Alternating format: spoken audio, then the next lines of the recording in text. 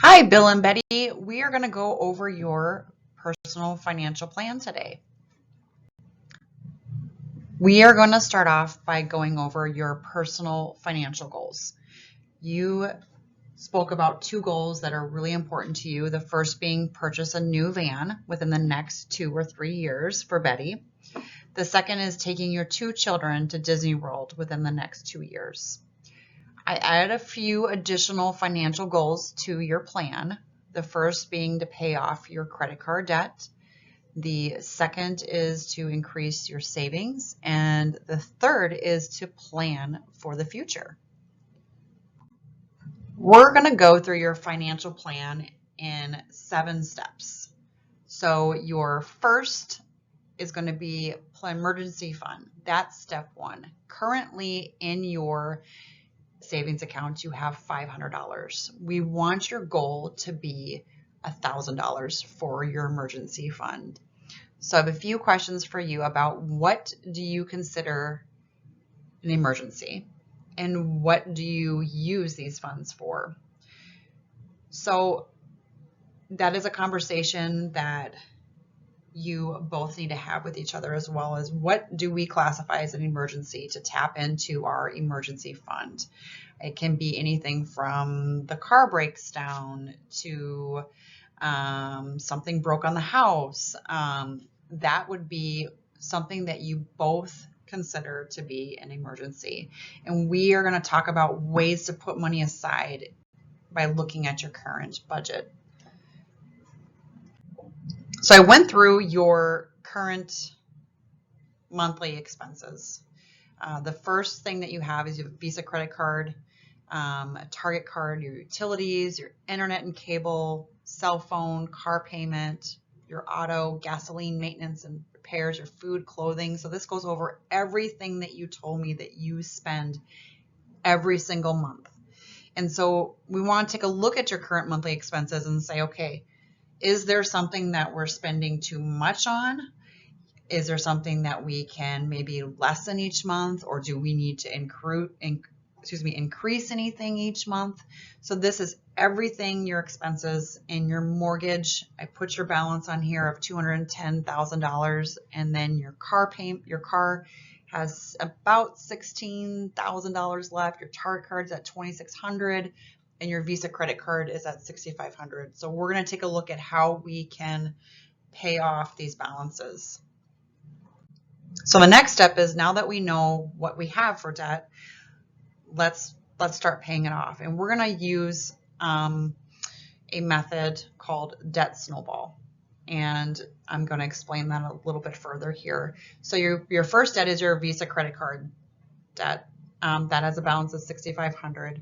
Your second is your Target. It's got a balance of $2,600, and then your car payment or your Acura is $16,200 is the balance. So doing the debt snowball, we're going to put these in order from your least, which is going to be your Target credit card, is going to be first, and then your Visa credit card is going to be second, and then your Acura. So we're going to take your balances from the least to the greatest, and we're going to start putting everything we have at this Target credit card, which is a balance of $2,600, and then your minimum payment is $30.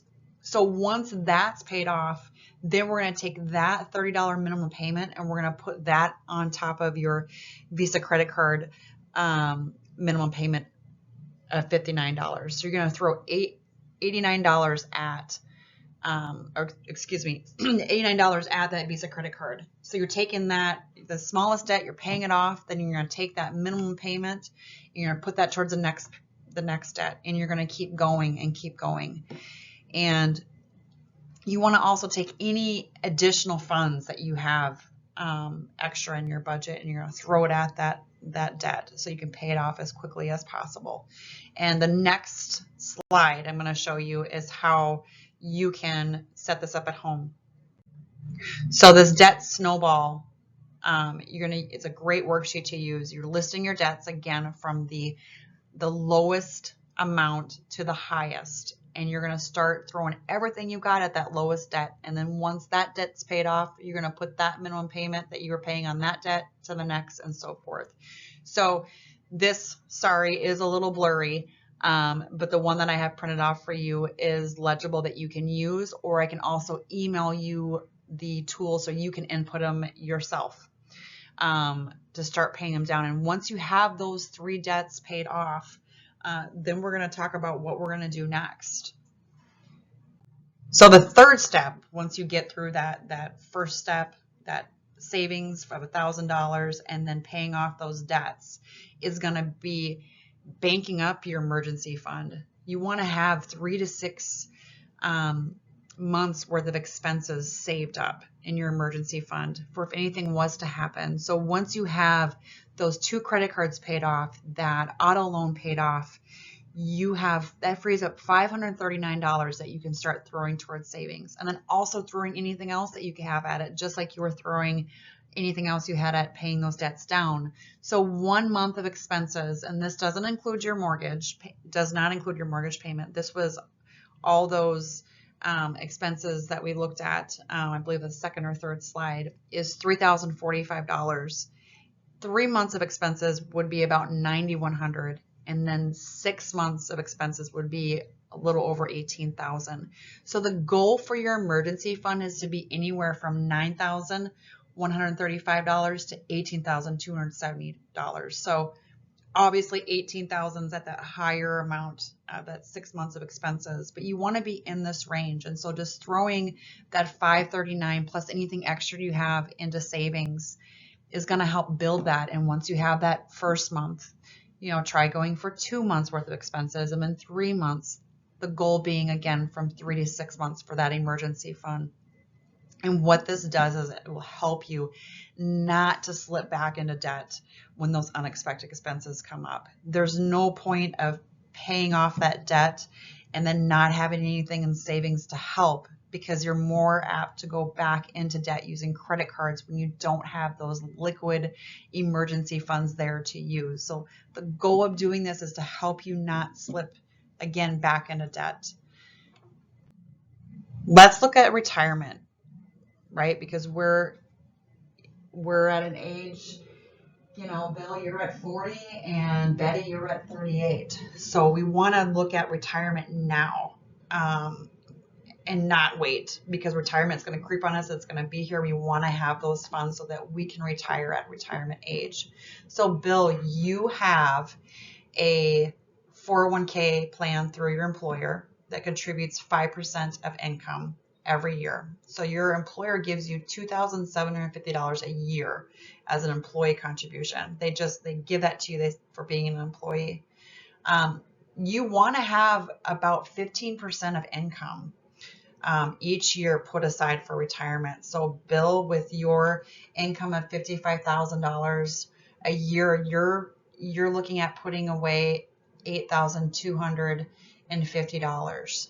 So you need to look at contributing an extra $5,500, and you can do that through increasing your 401k through your employer, or opening up a Roth IRA and max out your contributions to hit that 15%. Your total gross income between you both a year is $66,000. So you should be investing a total between you both $9,900. So again, you need to get to that 15% with Bill, your income, and Betty, your income is $11,000 a year.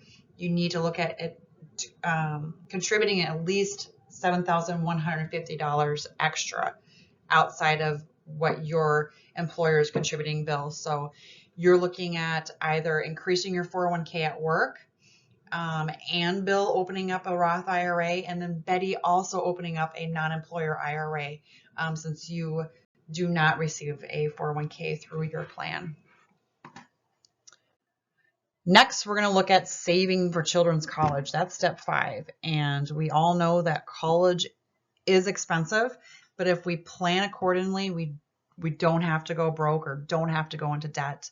You have 2 kids and it's important to set this money aside to help with these college expenses. So we're just going to look at 2 different plans, and this slide shows the education savings account, or the ESA.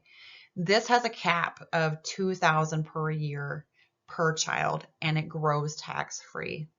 It has a much higher rate of return.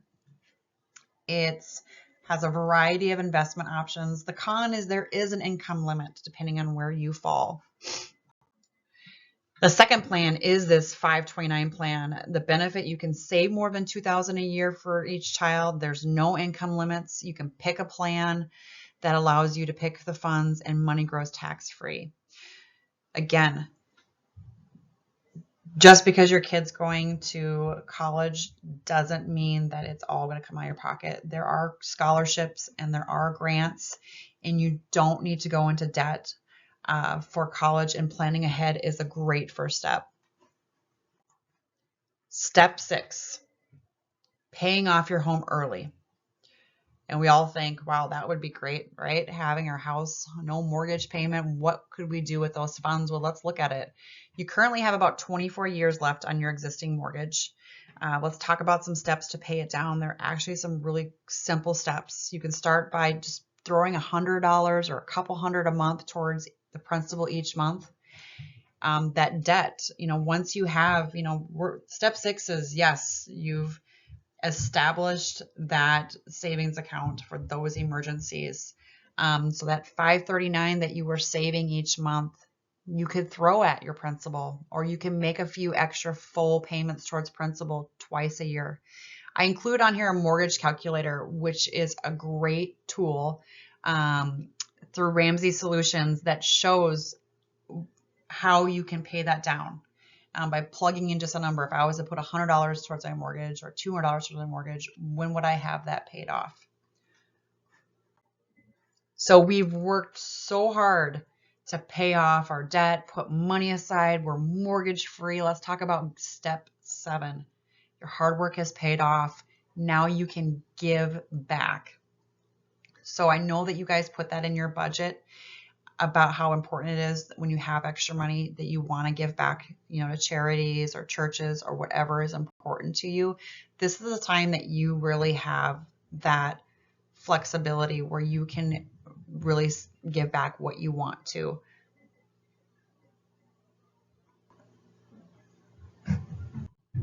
So let's review.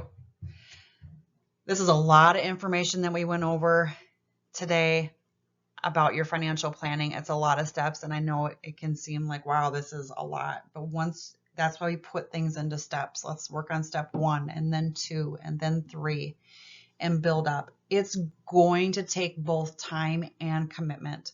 This is going to be a team effort for both Bill, you, and Betty to work together towards your financial goals. And it's important that you talk to each other and you go over these goals with each other so that you're on the same page, because you want to be successful. So finding that success is working together.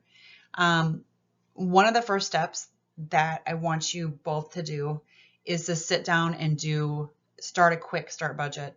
So using a tool that you're budgeting every single month and you're seeing where your money is going, your bills are going, the groceries, those things add up very quickly. And using this tool, it will show you where your money is going and how you're budgeting each month. Once you create a budget and track where your money is going, I want you to both to look at areas where you can cut back again and put those funds towards paying off your debt, putting into savings.